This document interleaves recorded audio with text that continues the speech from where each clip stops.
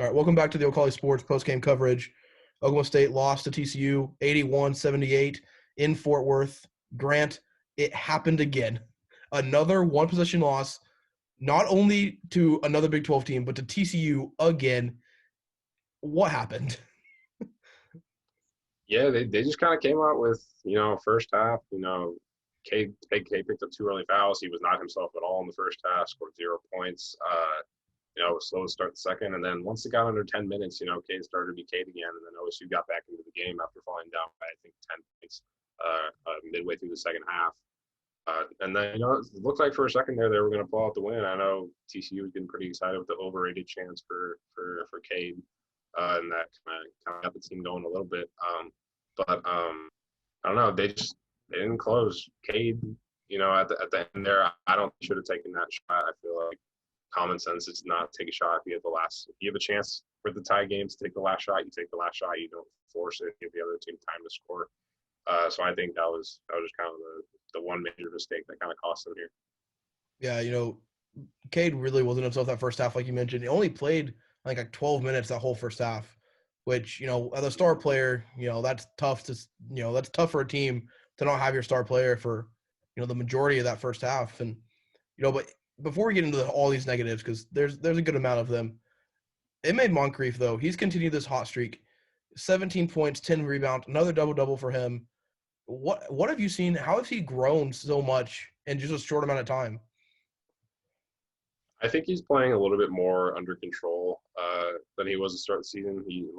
Obviously he was, he was quick. He was athletic at the start. You could see his potential there, but he kind of played a little bit out of control. But he's kind of found more how to, pick his spots a little bit better and know how to take better shots. Obviously his work at the free throw line is going to take some improvement if OSU wants to get where it wants to be, because free throw shooting was an issue for them tonight too. But yeah, he's definitely been very good, along with Rondell Walker, and it's pretty impressive how their freshman class is turning out.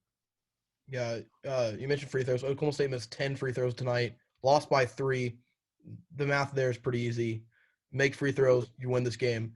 But you mentioned Rondell and Bryce Williams. Bryce Williams came off the bench for the first time in quite a while. Now that some things have shaken out, Cade Cunningham's back, and Bryce Williams was the one who lost that spot that he had held pretty tight there for a while. But he came off the bench. He scored 11. Rondell off the bench scored 16. OSU's bench attack is pretty good too. Farron scored 6 on his first game back in a month. Talk about how good it is to have this depth for Oklahoma State, especially when your starting lineup, didn't really play well. Likely only had 4. Anderson had 4, and then Caleb Boone only had 1 point, and it was the first point of the game. Yeah, a couple big shots from Farron actually in his return. I think he missed about a month with that finger injury. So good to see him shooting, because I know once he went out, he wasn't shooting very well. But yeah, getting their depth back is definitely a big boost. I feel like that was kind of their identity at the beginning of the year. It's just, once their stars have to, get a breather, they come out with, Rondell and Bryce off the bench, and it's just this intense, just super intense defensive environment for them, and they kind of feed off that to go on the offensive end. So I think if they can get healthy again, get everyone playing to their potential, K getting more consistent than he was tonight. It's a dangerous team. I know a lot of OSU fans like to overreact about every single loss, every single bad thing that happens. But I mean, this seemed like kind of an outlier, I think, because this is just, I think it's the worst game they've played all year. So I don't know. I think, they can get back on track. They're just going to have to stay focused. Yeah. Coach Boynton mentioned it in the post game. He said it was just a lack of mental focus. He didn't feel like the team ever really set in on the defensive end and didn't really focus much and couldn't quite get, they didn't have their heads in the game. And, but he also mentioned that he's not worried about that, because it seems like this, like you said, this was the first time that happened. This really seemed like the first time Oklahoma State really wasn't themselves this year. They've had slow starts, they've had slow games, but this is the first time where it seemed from the get-go, and it never really kind of, they fought back and they had a chance to win this game, but even if they would have won this game, I still think this would have been the worst game they've played all year. I agree. OSU really did. I didn't think OSU had a chance to win this game, especially in the first half. No, Just the way everything was slow, it was kind of sluggish, and but they really have. I sure hope this is a one-time thing, like an outlier, and they can get it together by Texas on Saturday. They have a quick turnaround to do that against a top 10 team in Texas.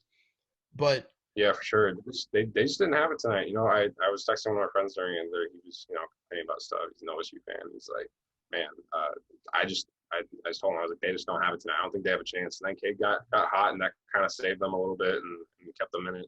But yeah, they didn't bring it tonight, and that was an issue. yeah, I mean OSU at the end of the day, they won 4 of their last 5. Then they lost the game.